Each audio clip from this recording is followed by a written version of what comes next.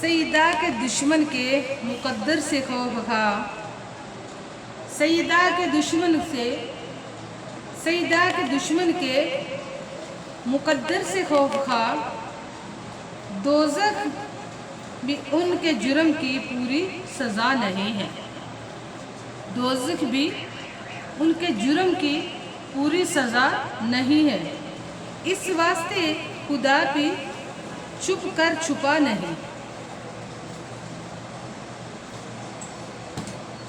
इस वास्ते खुदा भी चुप कर न छुप सका, इस वास्ते खुदा भी चुप कर न छुप सका,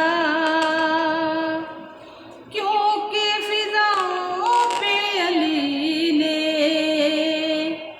नाम लिखा है फातिमा,